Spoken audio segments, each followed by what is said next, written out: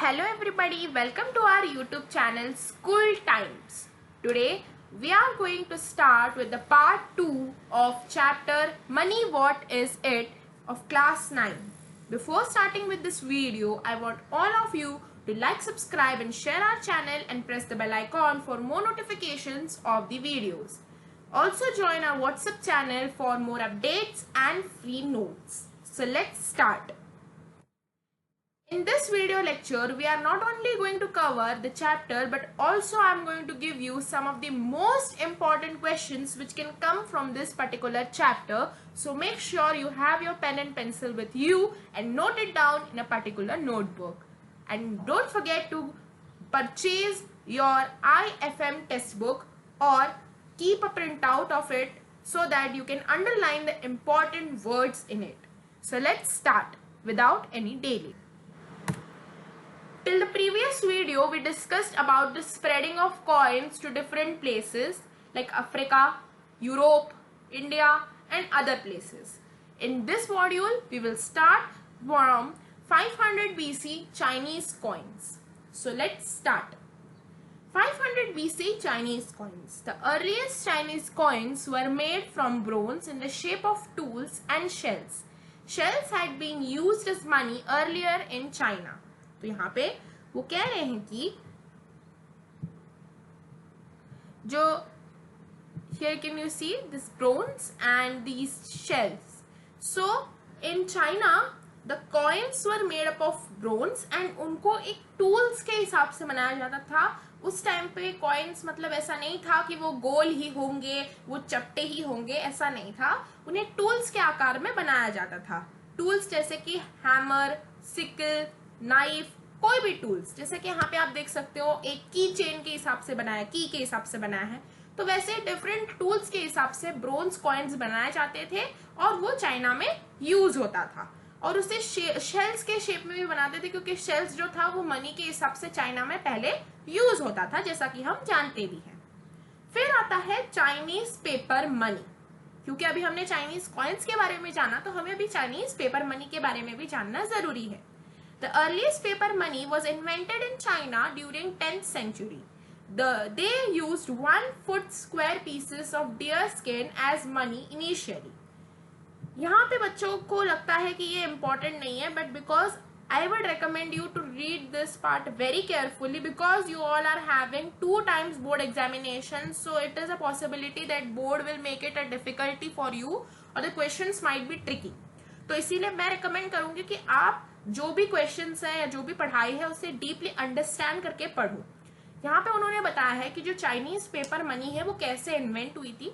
तो पहले Chinese paper money तो डायरेक्टली पेपर उनके पास था नहीं, तो पहले वो क्या करते थे, जो एनिमल हाइड्स है, एनिमल हाइड्स मतलब एनिमल स्किन जो है उस पर वो लोग डिनोमिनेशंस लिख लेते थे. वो 1 फुट स्क्वायर पीसेस लेते थे. 1 फुट स्क्वायर पीसेस मतलब ऐसे समझ लो ये स्क्वायर पीस है, ये वो लेते थे करीबन 1 फुट का.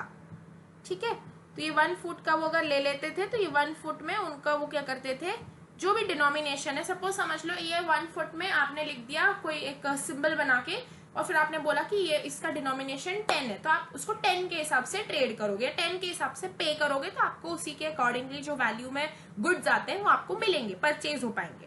क्योंकि उस टाइम पे पेपर इन्वेंटेड नहीं था. बार बार मैं रिपीट कर रही हूँ, क्योंकि उस टाइम पे पेपर इन्वेंटेड नहीं था. लेटर उन्होंने पेपर मनी यूज करना स्टार्ट किया. कभी कभार शॉर्ट नोट में आ सकता है अगर आपका लक थोड़ा सा डिफिकल्टी के साइड में हुआ कि किस तरह से from the basic of using deer hides और animal skin they started using the paper money. So you have to explain it that earlier when the paper money was not invented, at that time they used the 1 foot square pieces of deer skin. Later when the paper money was invented, they gave the initials to it and later on they started trading with it. Okay?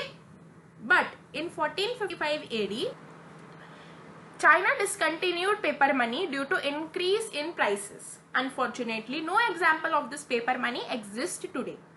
तो क्या हुआ कि 1455 AD में, मैंने देखो बेटा पहले के वीडियोस में भी बोला है कि डेट्स आपको याद करने पड़ेंगे because dates are very important and they can come as your MCQ 1 marker और even as your 2 markers sometimes. I will give you an example in the important questions as well. तो आपको अच्छे से dates learn करने पड़ेंगे। तो यहाँ पे जैसे लिखा है 1455 एडी में चाइना ने पेपर मनी डिसकंटिन्यू किया। डिसकंटिन्यू किया मतलब कि उससे और यूज नहीं किया। क्यों नहीं किया? क्योंकि प्राइसेस इंक्रीज हो रहे थे, इन्फ्लेशन रेट हुआ। इन्फ्लेशन रेट के कारण यानी कि हम बोल सकते हैं कि पहले जिस चीज का प्राइस 1 रुपया था वो अचानक से इंक्रीज होके 10 रुपए हो गए, फिर 50 रुपए हो गए।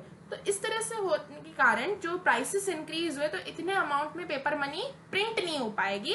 दैट वाज द रीजन कि हम लोगों का जो चाइना में पेपर मनी है वो डिसकंटिन्यू हो गया। कभी कभार ये क्वेश्चन आ सकता है 1 मार्कर में, ये रेयर चांसेस है कि क्यों चाइना में जो हमारा पेपर मनी है वो डिसकंटिन्यू हुआ। तो आप इसमें आंसर लिखेंगे due to increase in prices. ठीक है, यहाँ पे एक एग्जाम्पल आपको दिया है चाइनीज पेपर मनी का, बट ये एग्जैक्ट एग्जाम्पल नहीं है। आप बोल सकते हैं कि एक एनिमेटेड वर्जन है या फिर एक थॉटफुल वर्जन है, बिकॉज अभी हमारे पास ऐसा कोई भी एग्जाम्पल एग्जिस्ट नहीं करता है। Paper money in Europe. जैसे ही हमें पता चलता है कि चाइना में पेपर मनी आ गया तो यूरोप में भी लोगों के पास पेपर मनी आ जाता है। तो पेपर मनी कैसे आता है? तो paper money was adopted in Europe much later than Asia and Arab world, primarily because Europe didn't have paper. तो आप सोचिए, जिस कंटिनेंट को हम सोचते हैं कि वो रिच है, वो एडवांस्ड है, उस टाइम पे जब एशिया के पास पेपर था, यानी हम बोल सकते हैं इंडियंस के पास पेपर था, साउथ एशियंस के पास पेपर था, अरब्स के पास पेपर था, तब भी यूरोप के पास पेपर नहीं था। So we were more advanced by then them. तो पेपर मनी वहां पे लेट अडॉप्ट हुआ था यूरोप में। ठीक है, क्यों? क्योंकि उनके पास यूरोप में क्या नहीं था? पेपर नहीं था। ठीक है, the first paper mill in Europe was establish in 1151 AD in what is now in Spain. तो कब हुआ था? 1151 एडी में पहला पेपर मिल एस्टैब्लिश किया गया था। कहां पे? यूरोप में, वो भी कहां? स्पेन में। ठीक है, यहाँ पे आप देखोगे ये जो लाइन आपको लिख रहा है नॉर्वेन मर्चेंट का, तो नॉर्वेन मर्चेंट ने यहाँ पे जो यूज किया है उसके बारे में एक्सप्लेन भी किया गया है नीचे, पर पहले हम लोग यहाँ पे कंप्लीट करते हैं, फिर इसके बारे में डिस्कस भी करेंगे इस पिक्चर के बारे में।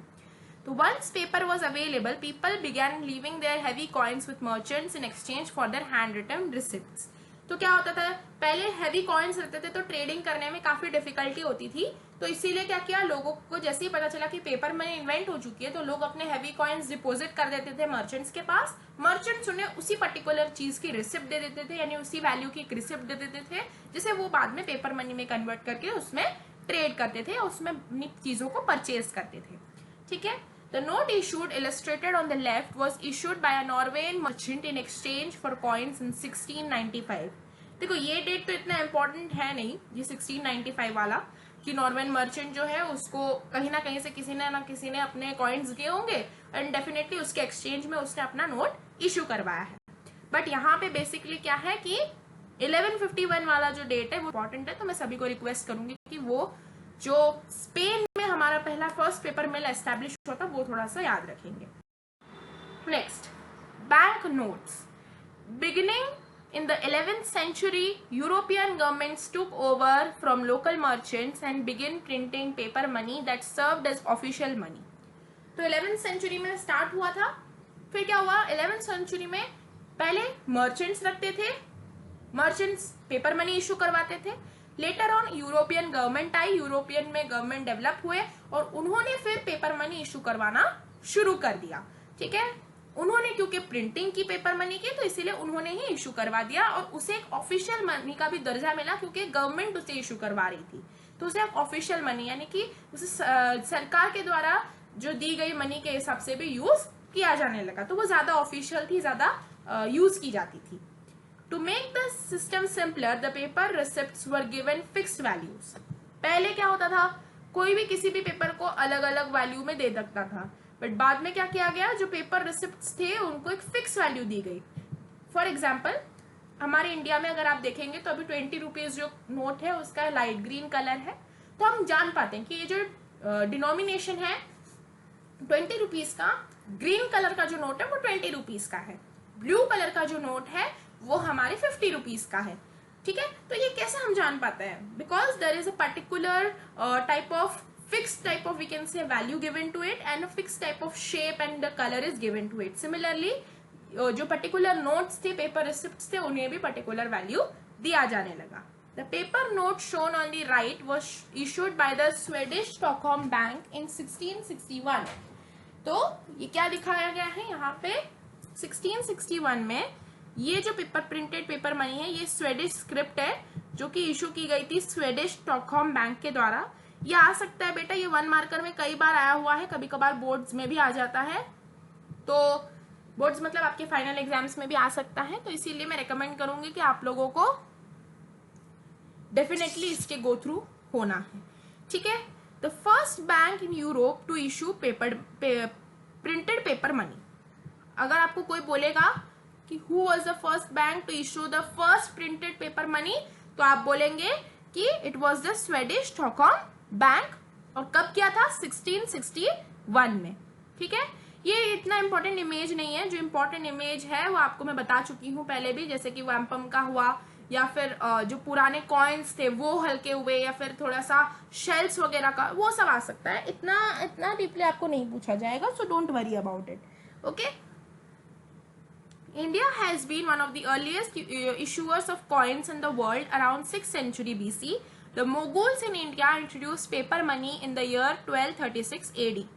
यहाँ पे बच्चे कंफ्यूज होते हैं कि मैम यहाँ पे मोगुल्स लिखा है, is it wrong, is it right, what ever.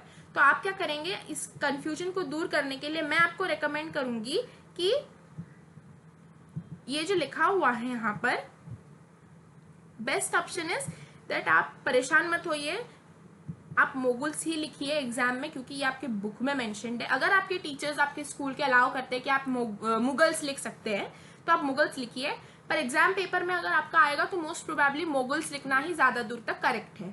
ठीक है. क्योंकि जो टेक्स्ट बुक में दिया गया है, जो सीबीएसई ने प्रिंट किया है, वो ही हम लोग करेक्ट मानते हैं. और एक चीज यहाँ पे आ सकती है जो क्वेश्चन बन के आएगी, वो आएगा कि कौन से साल में आपका मुगल्स ने इंट्रोड्यूस किया था पेपर मनी इंडिया में, या फिर किसने पेपर मनी इंट्रोड्यूस किया था इंडिया में. तो ये most probably most frequently asked question में से एक क्वेश्चन है.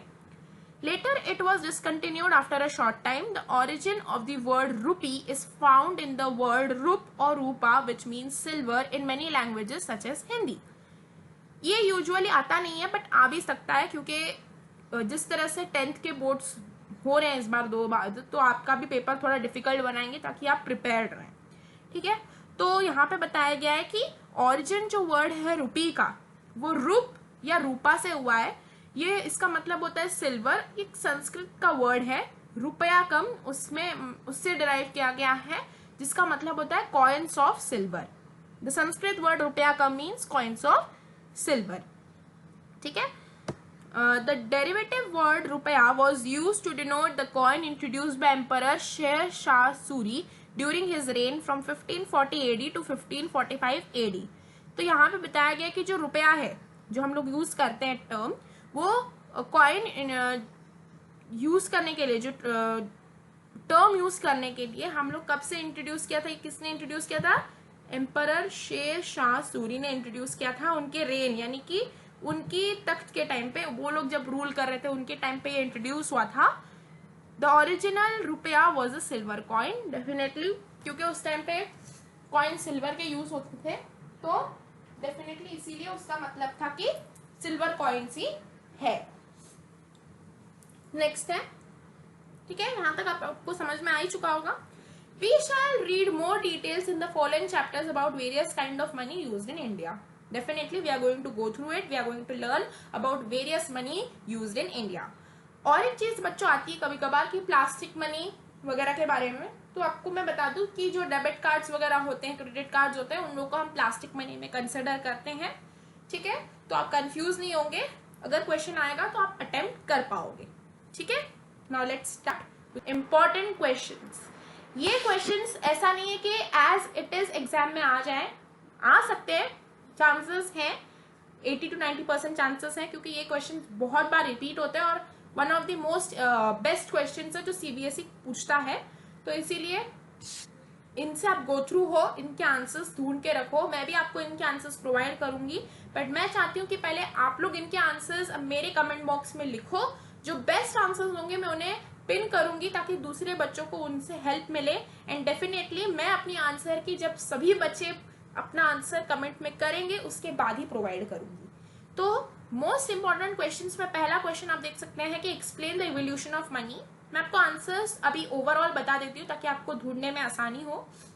इवोल्यूशन ऑफ मनी में आपको बताना है कि कैसे पहले कौड़ी शेल्स, एस्टेक्स वगैरह, कैसे सैलेरियम ऑफ सॉल्ट वगैरह यूज होता था, वो सब आपको एक्सप्लेन करना है।